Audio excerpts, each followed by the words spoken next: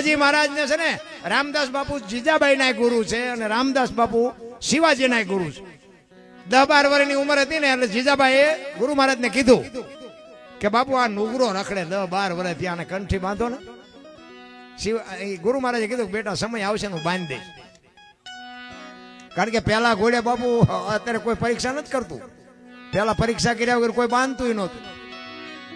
પછી એક દી શિવો અહીંયા આશ્રમમાં રમતો હતો ને અહીંયા કીધું કે શિવા અહીંયા તો કે હું કે આપણે 6 મહિના પછી એક આશ્રમમાં યજ્ઞ કરવાનો છે ને એમાં સિંહણના દૂધની જરૂર છે, તું લઈ આવી દઈ કે હા બાપુ લઈ આવી દઈ. એને એમ કે ડેરીનું મળે એમ મળતું છે. તે ઘરે આવીને શિવાએ કીધું જીજાબાઈ કે માં ગુરુ મહારાજે કીધું કે 6 મહિના પછી યજ્ઞ છે ને એમાં સિંહણના દૂધની જરૂર છે અને મને કે તું લાવી દઈશ કે બેટા ત્યાં શું કીધું કે મેં તો હા પાડી.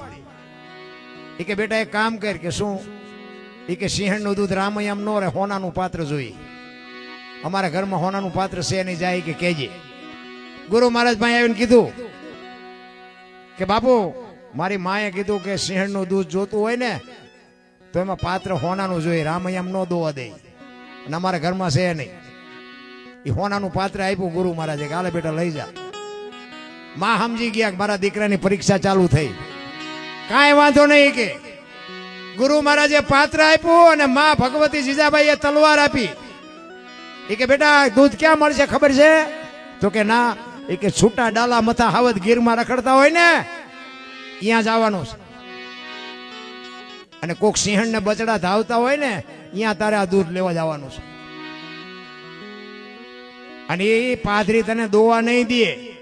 માણાને જોઈને બાપુ ઘુરકાટ કરશે અને કદાચ તારી સામે મારવા માટે તરાપ મારશે, પણ તારી સામે આવે એટલે પાત્ર ને તલવાર બે હેઠા મૂકી અને બે હાથ જોડીને ઉભો રહેજે અને કહેજે કે માં મારા ગુરુ મહારાજના આશ્રમમાં તારા દૂધની જરૂર પડી છે એટલે આવ્યો છું. કાં તો દૂધ દે ને કાં મને મારી નાખ, એમ નામ નહીં જાઉં.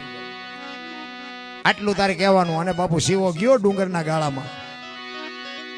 બપોરના 2 વાગ્યાનો ટાઈમ ને વળતો સાંયડો અને એક સિંહણ બાપુ હૂતી છે અને 2 બચડા ધાવે છે. અને શિવાએ જોયું કે મારી માએ કીધું છે બચડા ધાવતા હોય ને એ દૂધ આપે, પણ આમ પગનો ગહરકો સાંભળ્યો ને ગયા કરતી ઊભી થઈ ભાઈ. અને એ હાવત ને આમ ત્રાપ મારવાની તૈયારી કરે. તલવાર ને પાત્ર 2 મૂકીને 2 હાથ જોડીને કીધું કે માં તારા દૂધની જરૂર પડી એટલે હું આવ્યો છું. કાં તો મને દૂધ દે ને કાં મને મારી નાખ, હું એમ નામ નહીં જો. મારા ગુરુ મહારાજને તારા દૂધની જરૂર છે. હવે આવા ચેલા બનાવવાના હોય તો અત્યારે કોઈ કે હું જઈશ. સર્કસ જોવા જ્યાં હોય ને તો સિંહ આવે ને તો પણ પાંજરામાં હોય તો પણ ફફડવા માંડે કાવડા. સિંહ લઈ જાય થારું, ચટ લઈ જાય થારું. અને આટલી જ્યાં વાત કરીને તો બાપુ જાનવર ને હાન છે હો, માણા કરતા જાજી છે મને એવું લાગે છે. અને તરત જ બાપુ સિંહણ હોઈ ગઈ અને બકરું દોવે ને એમ બાપુ શિવાજીએ દોઈ અને ગુરુ મહારાજને આપ્યું પાત્ર કે લ્યો બાપુ આ સિંહણને દોઈને આવ્યો હું. ગુરુ મહારાજને પરસ્યો વળી ગયો અને પછી કંઠી બાંધી. અને એવી કંઠી બાંધી હોય ને ઈ આ બાપુ હિન્દુ ધર્મને ટકાવે.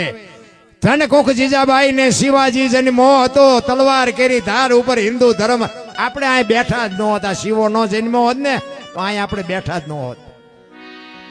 ઈ જનેતા, ઈ એના ગુરુ અને ઈ એની પરીક્ષા. બાપુ કોઈ દી ક્યાંય પાછો પગ નથી ભર્યો. ગુરુ શિષ્યના નાતાની આપણને ખબર હોય.